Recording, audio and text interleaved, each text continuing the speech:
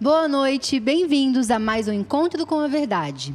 Semana passada nós conversamos sobre como conviver com a pessoa ansiosa. E muitas vezes a gente descobre que a pessoa ansiosa sou eu mesma, no caso, é nós mesmos. E como enfrentar isso, né? E como lidar com relação à ansiedade dentro da igreja, convivência que já é muito difícil. Nós conseguimos ver todas essas questões na semana passada. E hoje é o grande dia. Hoje é como nós podemos resolver essa ansiedade. Taira, a psicologia tem aí um remedinho mágico? Tomei e pronto, acabou toda a minha ansiedade? Não tem. Eu brinco com os meus pacientes. Gente, se esse remedinho existisse, eu dava. Eu vendia, eu tava multimilionária. Fazendo uma piadinha aqui bem negra, né? Não é à toa que a indústria farmacêutica tem tanto retorno financeiro, né? Essa busca eterna por esse comprimidinho. A gente não quer se engajar no tratamento. Então, assim, como é que a gente vai resolver a ansiedade? Primeiro ponto, a gente precisa identificar qual que é a causa dela. O que está causando essa ansiedade? Ela é pontual, ela é específica, ela é generalizada, né? Qual é a área da sua vida que está afetando? Onde é que ela aparece? Então, precisa ter essas questões, assim, essas perguntas respondidas. Segundo, como é que está a tua alimentação, né? Se eu tenho uma pessoa que ela toma café o dia inteiro, meu Deus, ela está ansiosa. Você fala assim, nossa, eu estou ansiosa. Não, querido, você está com uma alimentação extremamente estimulante, né? Come muito carboidrato, come muito açúcar, se alimenta mal, tem uma alimentação muito pobre em nutrientes, então eu preciso estar de olho nisso também. Tem pacientes que, por exemplo, eu falo assim, olha, vai num clínico, pede um exame, eu preciso ver como é que eu preciso que o médico diga que os seus exames estão ok, né? Então ter esse olhar.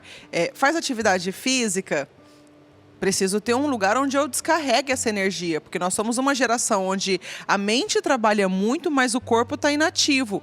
E esse corpo, essa máquina foi feita para funcionar. Então não adianta eu passar o dia inteiro sentada numa cadeira.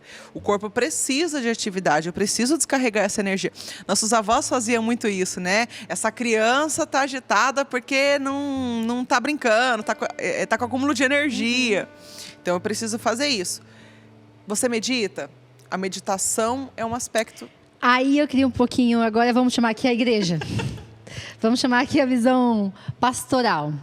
Pastora, a gente, quando fala meditar para mim, né? Automaticamente eu já imagino a pessoa aqui meditando aqui, né? Buda. Como é que seria isso, essa questão de meditar? Porque a Bíblia diz muito isso, né? Como é que seria essa questão para meditar, para ajudar esse conflito da ansiedade? Sim, o Senhor nos fala, né, para meditar acerca da palavra de Deus de noite e de dia, medite sobre a palavra, né? É porque a meditação, colocar assim, né, ordinariamente, você entende como esvaziar a sua mente de pensamentos, né? E é justamente o contrário, é você encher a sua mente com aquilo que Deus nos fala, com as palavras de Deus, com as promessas de Deus, com as verdades de Deus, né? E meditar, ela passa do compreender na tua cabeça, né? Racionalmente. Você vai receber aquela palavra e você não vai ter só a compreensão do seu significado, do seu conceito, mas ela vai trazer vida ao teu coração. Você vai semeá-la no teu coração porque você compreendeu a eficácia dela na tua vida. Você conseguiu atender a aplicação dela na tua vida, né? Porque a palavra diz que a letra mata, mas o Espírito vivifica. Ou seja, a palavra de Deus ela é nova, é renovada todos os dias, né? Ela pode trazer um significado novo a cada dia. O mesmo texto pode te trazer suficiência de medicamentosa, vamos supor, ela pode ser um remédio para a tua necessidade naquele momento, em diferentes situações, né? Um texto de Mateus pode falar com você na hora da morte, mas pode falar também na hora da alegria. Isso por quê? Porque a palavra é viva e eficaz, né? O texto da Bíblia em Hebreus 4:12 fala porque a palavra de Deus ela é viva e eficaz e ela é tão penetrante, né? Que ela consegue dividir o espírito da alma como juntas e medulas, né? E ela é capaz de discernir a alma, né? E as intenções do coração.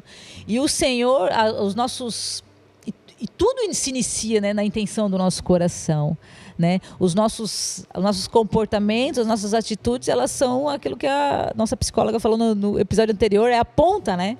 É o topo. Mas aquilo que nós sentimos, né, pensamos e começamos a construir dentro de nós, que acaba se manifestando naturalmente através das nossas atitudes e falas, né? E é que aparecem, né? E o Senhor veio para julgar corações, né? Por isso que a gente fala que às vezes o pecado, ele se inicia no coração. A gente só vê a parte externa, né? Mas o Senhor conhece a intenção do coração. Então, isso é importante entender, né? O que a palavra de Deus, ela é feita para nos meditar, porque ela tem que ocupar a nossa mente, mas não numa forma rasa. Eu decorei, né? Porque isso é lei. Os fariseus viviam decorando a lei, né? E por que eles perderam, né? E não reconheceram a Cristo? Não conheciam a Deus, conheciam a lei. E o que a lei ela nos prende ao que é certo e errado. E quando Jesus veio para trazer complemento à lei, para aperfeiçoá-la, ele diz: olha, vocês não devem me seguir e me amar porque vocês sabem o que é certo e o que é errado, mas porque vocês me amam. Eu quero que aquele que me ama verdadeiramente é aquele que cumpre os meus mandamentos. Ou seja, vocês não vivem de acordo com a palavra porque vocês acham que, né, assim é o certo, assim é o errado. Não, mas porque me amam, porque me conhecem, né? E quando a gente tem um encontro com o Espírito de Deus, quando a gente conhece verdadeiramente a Deus, a gente conhece do seu amor. E quando a gente ama, a gente se rende, né? A gente começa a ser transformado. Aquilo que é capaz verdadeiramente de nos mudar é o amor, né?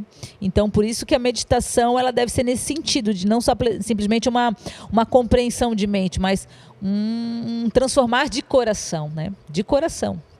Muita gente esquece disso, né? A gente esquece que a gente tem um manual e que a gente deve realmente meditar nesse manual, usar esse manual, né? Ele está ali para isso, né? E isso nos ajuda muito, porque é colocar aí mesmo com relação aos versículos e meditar naquilo, não só ler e passar ali, aqui, acabou, pronto. Não. O que estava acontecendo aqui? Trazer isso para a nossa realidade, né? E tem uma questão interessante da meditação. Para a psicologia, por exemplo, qual que é a função da meditação? É te trazer para o agora, né? Então, hoje a gente tem uma abordagem que ela tem uma base de uma...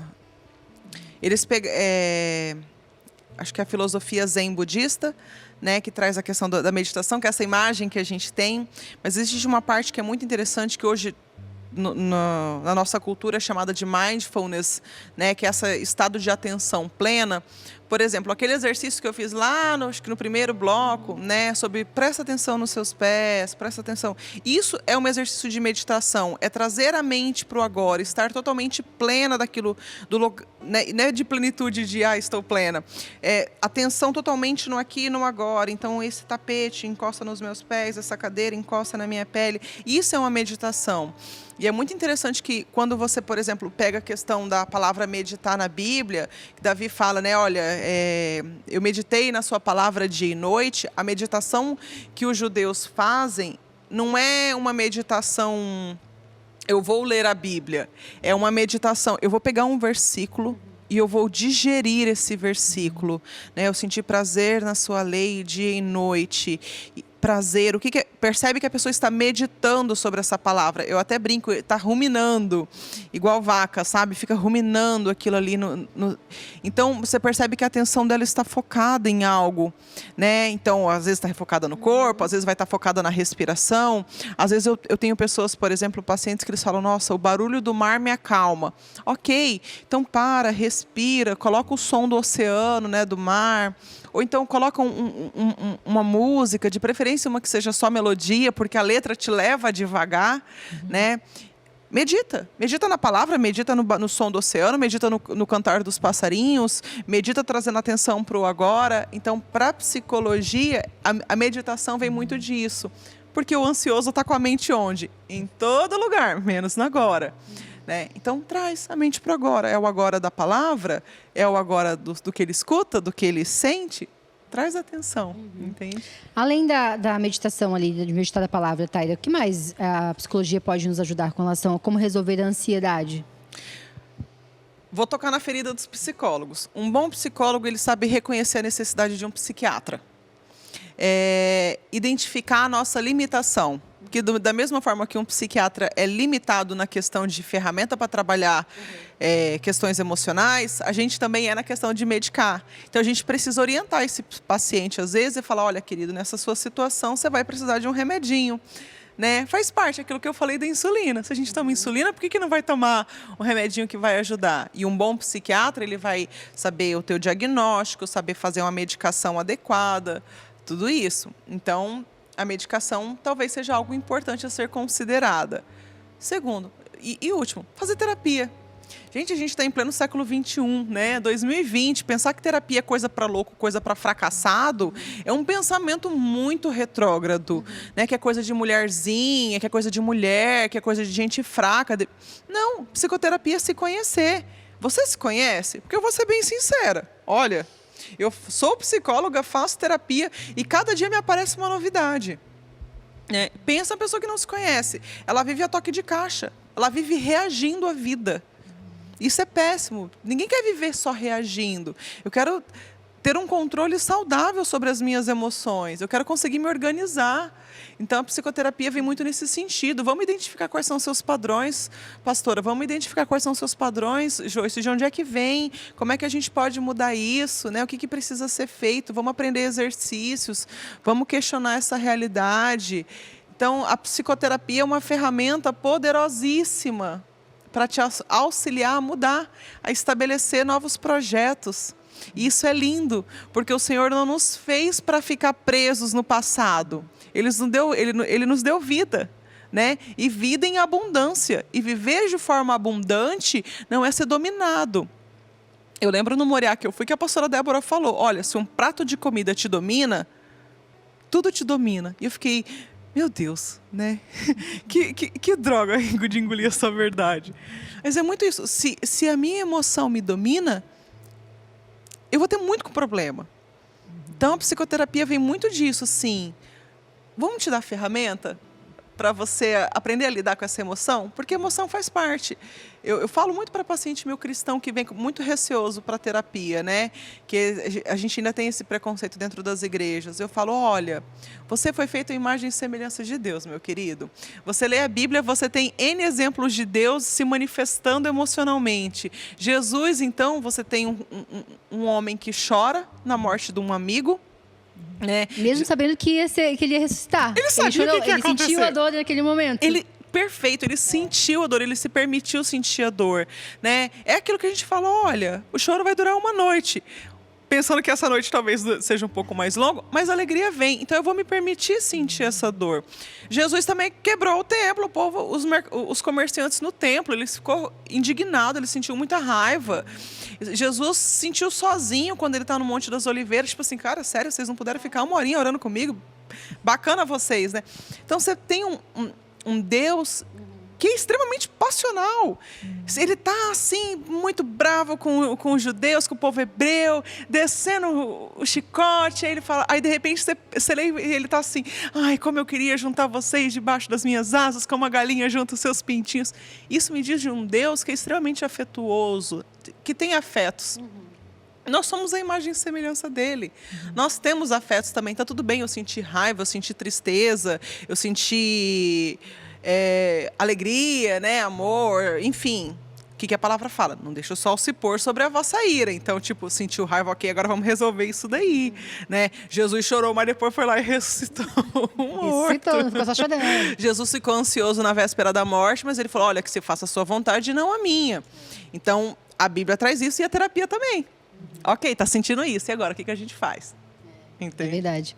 E, pastora, como que a igreja resolve essa questão de ansiedade? Tem um remedinho aí também? Como, além da meditação, de meditar a palavra, o que mais você falaria para uma pessoa que vai chegar na sua salinha e falar assim, ó, como resolver a minha ansiedade, pastora? Sim. Bom, tem um segredinho aí na palavra de Deus que a gente consegue identificar como algo bem importante, assim, que é a expressão dessa emoção, né? o manifestar dessa emoção, que é feita através do choro, né? O quebrantamento. A palavra chama o choro, né? Esse choro cheio de emoção, cheio de petições, cheio de incertezas, de quebrantamento, né? Quando você você coloca para fora através, né, das tuas emoções o choro. E no Salmo 51 Davi fala, né? Um coração contrito e quebrantado, Deus não desprezará. E realmente Deus não despreza um coração quebrantado, né? O choro, ele tem essa função terapêutica, assim, de trazer para fora, né? Como águas, né? Deus fala que ele é água viva, né? E ele fala que do nosso interior fluirão rios de águas vivas. Então, essas águas que são choro, elas têm esse poder de limpar, de curar, de jogar fora, sabe? De tirar aquilo que estava ocupando um lugar, sabe? O lixo, o entulho, e de trazer para fora, né? Então, o quebrantamento, em várias passagens da Bíblia, traz essa condição, assim, de manifestar o teu ápice, de aquela emoção concentrada, né? Você trazer vazão, né? Como águas, né? E o Senhor fala que, né, se eu sou a água da vida, aquele que beber de mim jamais terá sede. Ou seja, né, se a gente compreender que a fonte da nossa vida é o Senhor, né, essas águas elas vão fluir de uma maneira para o bem, para a vida, né? Mas entender que faz parte também, entender que nós somos emocionais porque o nosso Deus é emocional, né? O nosso Deus é passional, e ele fez questão de deixar isso muito claro, né? Eu me fiz humano, eu poderia ser Deus, mas eu decidi passar pelas dores, eu decidi passar pelas mesmas tentações, passei pelo deserto sendo provado. A Bíblia relata só 3 provações no deserto, mas ela fala anteriormente que ele passou no deserto em todo o tempo sendo provado. Então não foi só 3 tentações, com certeza o diabo tentou de várias outras formas, né? Então Deus se colocou na nossa posição. Então a gente tem sim o livre acesso a Jesus através da sua cruz, através da sua vinda, né, como homem, e tudo aquilo que ele sofreu é para nós um padrão, é para nós um ensino, é para nós vida, né, para ser aplicado às nossas vidas.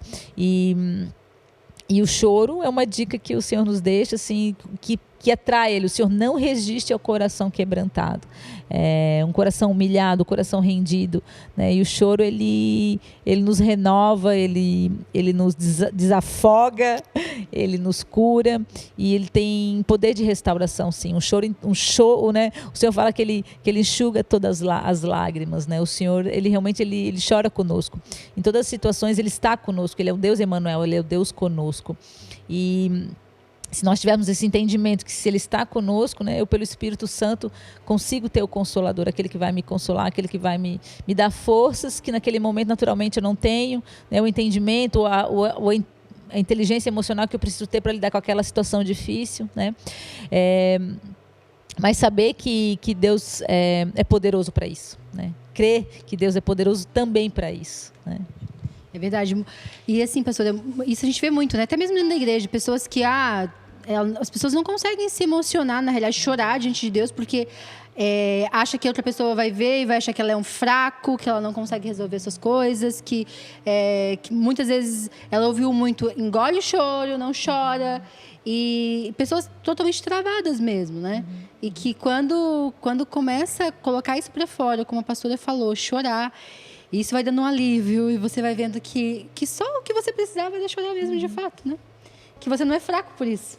Que na realidade é o contrário. Muitas vezes, quando a gente acha que procurar ajuda nos faz fraco, mas ao contrário, nos faz sábio.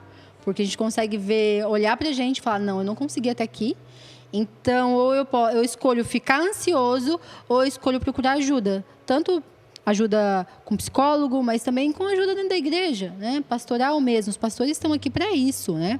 Para te direcionar, para te mostrar o que é o melhor para você. Para sim, muitas vezes eles não vão conseguir resolver nada naquele momento na tua vida, mas chorar com você eles vão. Né? É o papel do sacerdote, né? A palavra fala em Hebreus 5 que o exercício do sacerdócio, né, é fazer mediação entre o pecador e Deus, né? E ele faz, e a ordem do sacerdócio de Cristo, que é a ordem de Melquisedeque, ela é diferente da ordem sacerdotal de Levi, dos levitas, né? Que é da linhagem de Abraão. Por quê? Porque Cristo, né, ele sofreu por nós. E ele fala que essa ordem sacerdotal, ela vai fazer com que você sofra das mazelas da vida, para que você consiga enxergar o pecador e se compadecer dele. Ou seja, se Deus tem um chamado sacerdotal para a minha vida, sim, eu vou passar pela sofrência, né? Por quê? Porque se eu não sofrer, amado, as dores deste mundo, eu não vou conseguir olhar para o pecador, para o Filho de Deus, assim como eu, que é tão filho, tão amado quanto eu, né? O Senhor pagou o mesmo preço pela minha vida, pela vida dele, e me identificar com ele, e ter empatia, de conseguir me colocar no lugar dele, e fazer essa mediação, sabe? Dizer assim, não, eu entendo as tuas aflições, eu entendo as tuas dores, eu sei do que você está sofrendo, eu consigo compreender essa tua dor, mas eu conheço um Deus que me curou, então Ele pode te curar, Ele me sarou, Ele vai poder te sarar. Esse é o papel do sacerdócio, né? E é um chamado que, assim como o de Cristo, né, não foi para honra, né? Não é para honra, a gente às vezes acha que um título, né? Mas não, é por graça de Deus, nos o chama pela sua graça, mas Deus fala que Ele capacita os escolhidos. Então eu sei que, não por mim, mas pela graça de Deus, eu vou ser capacitada a passar por esse sofrimento, né? E é honra, por quê? Porque se Jesus teve esse chamado, né? Ser chamado ao sacerdócio de Cristo é honra, né? Nada mais é do que honra. É verdade. Eu quero deixar com vocês aí de casa uns salmos. Salmos 94:19, que diz assim: quando a ansiedade já me dominava no íntimo, o teu consolo trouxe alívio à minha alma. Então, aqui já diz, né? Muitas vezes a ansiedade já nos domina por completo, mas aquele que vai trazer alívio é o Senhor. Ele está só à tua espera. Ele está esperando você se render, como a pastora já falou aqui. Se renda a Ele e leve todos os seus problemas, toda a sua ansiedade a Ele, e Ele vai trazer alívio à sua alma. Confie no Senhor. Ele está ali para te ajudar. Você não está sozinho. Se você já tem uma igreja, converse com seus pastores. É importante, sim, abrir a sua vida, colocar diante deles que você precisa de ajuda. E também, claro, como nós vimos com a psicóloga Taira, procure ajuda profissional. Realmente, se você já procurou ajuda pastoral, fala, olha, eu preciso de ajuda, continuo precisando da ajuda pastoral, mas vamos lá, vamos para o próximo passo. Um psicólogo, um psiquiatra, né? Vai atrás de fazer exames de rotina, procure ver se você falta alguma vitamina, né? Tudo isso é importante, tudo isso anda em conjunto, você não pode esquecer disso. É tudo um acúmulo, né? Corpo, alma e espírito, né? Isso mesmo, pastora. E se você está aí conosco, mas você não tem uma igreja, mas você se sentiu tocado nesse momento, né? Mais uma vez, nós como igreja, nós colocamos à sua disposição. Entre em contato conosco pelas nossas redes sociais, pelos comentários logo abaixo aí do vídeo. Nós vamos sim orar por você e que o Senhor realmente gere cura pela sua vida, né? Que você aceite o Senhor Jesus como seu Senhor e Salvador, e Ele vai andar junto com você nessa caminhada, tirando a sua ansiedade e te dando muito outras bagagens para você levar junto consigo. Amém? E muito obrigada, meninas, pelo programa. Muito obrigada por estar aqui junto conosco em todos esses episódios aí. E eu quero já deixar aqui o nosso próximo programa. Você vai conhecer um pouquinho de quem nós somos. Quem é a Nação dos Montes? Quem é a Igreja Nação dos Montes? Como que ela surgiu? Né? Qual é a nossa visão? Qual é o nosso propósito aqui? Então, não perca o próximo programa para você conhecer um pouquinho mais sobre a nossa igreja. Não esqueça de compartilhar esse vídeo, de se inscrever no canal e de comentar. Até o próximo programa.